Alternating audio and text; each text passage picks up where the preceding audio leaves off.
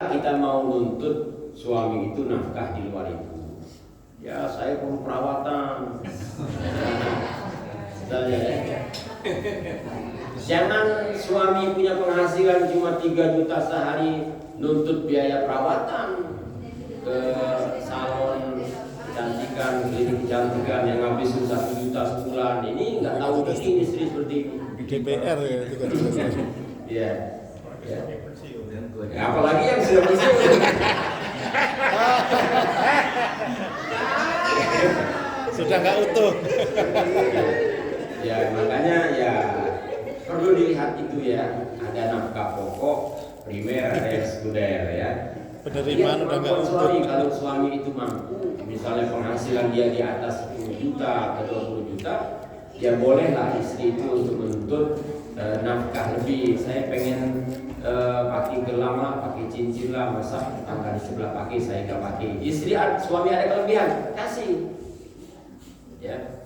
Nah, tetapi kalau kita juga bisa menimbang, nggak maulah saya memberatin suami, penghasilan suami cuma segitu. Ya, kita nuntut banyak. Nah, ini juga kurang bijak.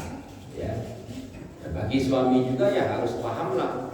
Kalau ada kelebihan, kasihlah istri itu nafkah yang lebih. Nah, jadi nafkah yang paling wajib itu adalah nafkah yang primer ya, Ibu ya.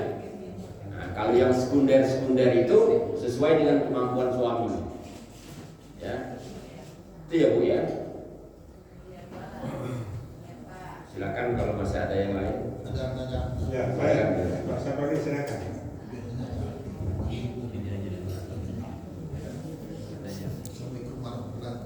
Assalamualaikum warahmatullahi wabarakatuh. Nanti dengan nafkah. Istilah sekarang ini banyak. Ada janda manual. Ada janda metik. Apa mana? Ada lagi nikah. Ini kan hubungannya dengan nafkah. Kalau janda manual itu dia bercerai. Cerai hidup. Dia harus akta cerai. Kalau janda metik cerai mati. Oh mati. Otomatis setelah masa idah bisa langsung. Terakhir di kamu, karena kita ini banyak duda-duda pensiun lantar. Kira-kira gimana tata terbaik? Maksudnya nak nikah.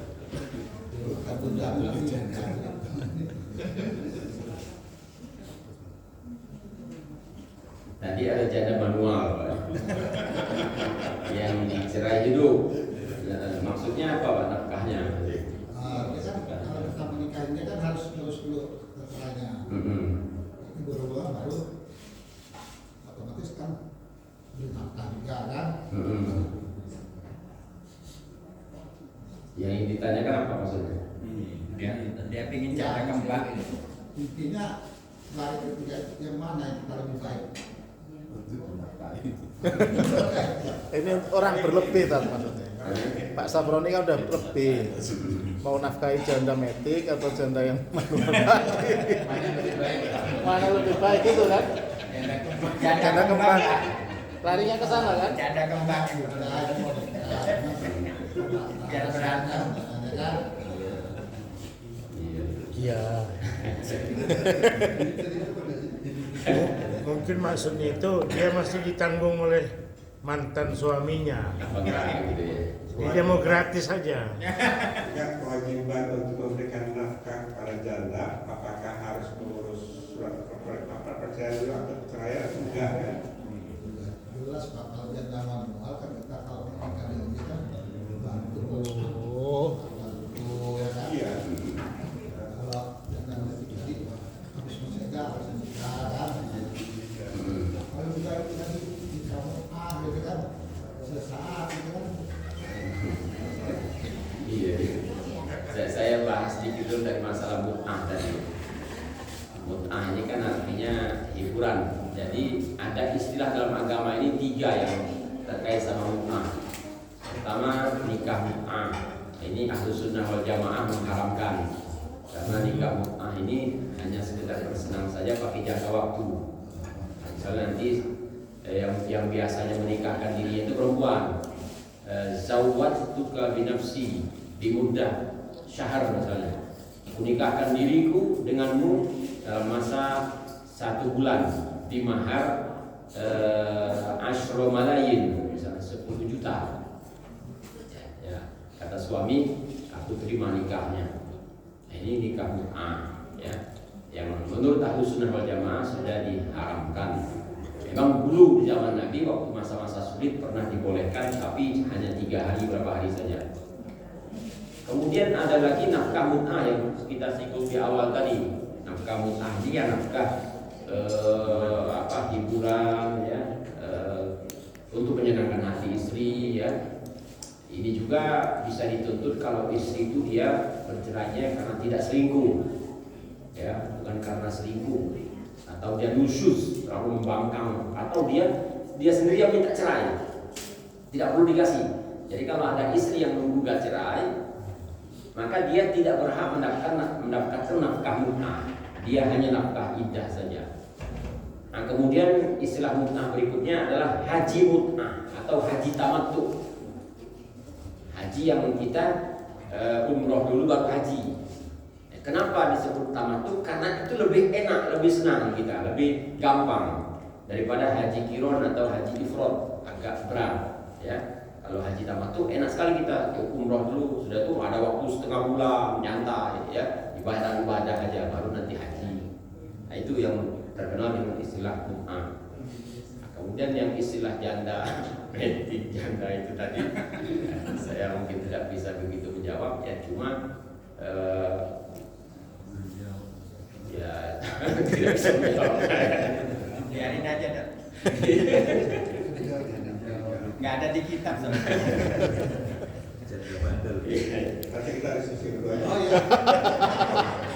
Tidak semua persoalan pertanyaan harus dijawab. Iya.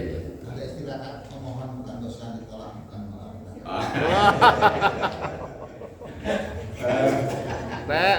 Baik, Bapak Ibu sekalian, waktu yang menunjukkan jam 6:04 dan salam sudah kita terima semua. Oleh karena itu kita akhiri saja. Kami mohon kepada Ustaz Zakir untuk mendoa. Bismillahirrahmanirrahim. Allahumma shalli wa sallim ala sayyidina Muhammad wa ala ali sayyidina Muhammad. Allahumma arham jama'ana hadza jam'an marhuma wa tafarraqna min ba'dihi tafarruqan ma'suma. Allahumma 'allimna ma jahilna wa zakkirna ma nasina wa anfa'na bima 'allamtana. Allahumma inna nas'aluka fahman nabiyyin wa hifdzal mursalin wa ilhamal malaikatil muqarrabin. Allahumma aghnina bil 'ilmi wa zayyinna bil hilmi wa akrimna bit taqwa wa jammilna bil 'afiyah ya arhamar rahimin. Rabbana taqabbal minna innaka antas samiul 'alim wa tub 'alaina innaka antat tawwabur rahim. Rabbana atina fid dunya hasanah wa bil akhirati hasanah wa qina adzabannar. Wa sallallahu ala sayyidina Muhammad wa ala alihi wa sahbihi wasallam. Walhamdulillahirabbil alamin. Subhanallahumma wa bihamdika asyhadu an la ilaha illa anta astaghfiruka wa atubu ilaik.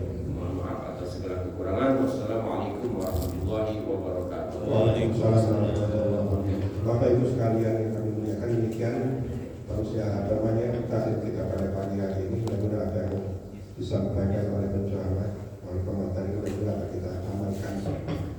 Dan akhirnya mereka